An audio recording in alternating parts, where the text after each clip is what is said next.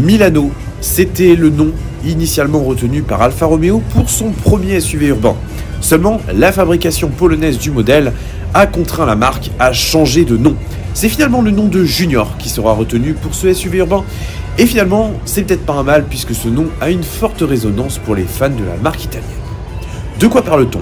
Nous sommes sur un SUV urbain long de 4,17 m qui repose sur la plateforme CMP, déjà commune avec celle du Peugeot 2008 notamment, et aussi de la Lancia Y de nouvelle génération. On inaugure une toute nouvelle face avant, composée d'une calandre inédite qui arbore des motifs, et notamment celui du logo. On remarque également une signature lumineuse à 3 points. Là encore, l'aspect historique est intéressant. L'avant est un petit peu chargé, mais j'aime bien la prise de jeu de lumière, c'est plutôt joli. Au niveau du profil, c'est relativement classique, avec des poignées de porte dissimulées et une ligne qui est plutôt sympa et qui prend admirablement bien les reflets. J'aime bien aussi le dessin de la partie arrière. Celui des jantes est assez innovant, avec un modèle à 4 branches, ici en 20 pouces, qui est propre à la finition Veloce. On remarque également qu'on a le logo Alfa Romeo qui prend place au niveau des custodes et qu'on a un haillon qui est relativement profilé. On remarque également qu'on a un arrière de type Kodatlanka qui là encore fait écho à un célèbre modèle de la marque. Le bandeau de feu est plutôt joli avec une finition noire et la signature à 3 points, et la typo Alfa Romeo, façon ancienne, rend très bien et donne un côté un peu néo-rétro modèle. Franchement, je trouve que cette partie arrière est particulièrement réussie. Dites-moi ce que vous en pensez. La caméra est également très bien intégrée et j'aime bien aussi ce petit aileron qui passe plutôt bien. Alors le jeu de lumière influe beaucoup, mais je dois avouer que je suis plutôt admiratif du travail effectué sur ce modèle.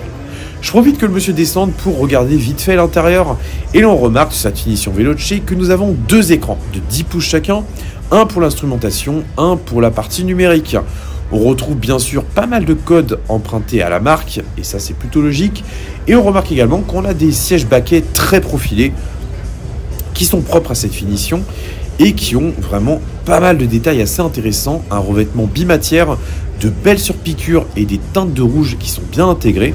Franchement, ça apporte une bonne valeur ajoutée. Il y a également pas mal de petits détails qui sont cool. Bon, les plastiques, c'est pas les meilleurs du monde, bien sûr, mais je rappelle qu'on est sur un SUV urbain.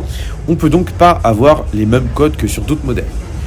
À l'arrière, ce qui va être assez intéressant, c'est que l'on va également retrouver des sièges qui sont perforés au niveau de la partie centrale. Donc ça, c'est plutôt inédit également dans ce segment. Bon, je sais pas trop quoi en penser, mais c'est vrai que c'est assez surprenant. Il faut savoir également que l'Alfa Romeo Junior est disponible avec 3 motorisations. La version Hybrida, c'est le moteur hybride qu'on a déjà sur le Peugeot 2008 notamment, et qui développe 136 chevaux. Donc c'est la dernière évolution de moteur PureTech avec la chaîne bien sûr. Donc en matière de fiabilité, c'est quand même un peu mieux. Et on a également 2 versions électriques avec une puissance de 156 chevaux, qu'on a déjà sur le 2008, ou alors 280 chevaux. Là, on est sur le même bloc que la Lancia Y HF. Côté coffre, on est sur un volume de 400 litres, ce qui est plutôt pas mal pour le segment. Le seuil de chargement est assez haut, mais honnêtement, ça va. Et fait amusant, on a même un bouton pour fermer le coffre. Encore une fois, on voit un petit peu la touche premium qu'a voulu apporter Alfa Romeo sur ce modèle. Pour le reste, il faut savoir qu'on est sur un prix de vente initial à 28 700 € en version hybride. Et pour les versions électriques, ça démarre un petit peu plus haut. On est à 37 700 €. Et si vous voulez la version 280 Veloce, on démarre à 46 900 €. Alors oui, c'est un petit peu cher, mais bon, on est quand même sur un niveau de puissance qui est assez cool.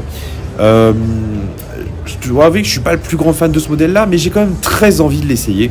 Alors là, on a également une finition de base qui est proposée sur le Junior, avec la calandre qui arbore le logo à l'ancienne de la marque. Dans cette robe noire, je dois avouer que je suis pas le plus grand des fans, surtout que l'éclairage du mondial rend la teinte un peu bizarre à l'œil. La finition intérieure est également un petit peu plus simple, avec un dégradé rouge assez bizarre. Alors, je suis pas très fan à l'écran et je suis pas très fan non plus en réalité, mais bon, il faut voir aussi cette finition-là à la lumière du jour. Je pense que ce sera un petit peu différent. Mais voilà un petit peu ce que je pouvais vous dire sur cet Alfa Romeo Junior. Pas un coup de cœur, je vais être franc avec vous, mais j'attends quand même de l'essayer. De toute manière, la part de l'électrique est devenue très importante et aussi triste que ce soit, on ne peut malheureusement plus passer à côté. Bon, on se retrouve prochainement pour l'essai de ce modèle-là. En attendant, il y avait aussi de belles choses sur le stand d'Alfa Romeo. Salut!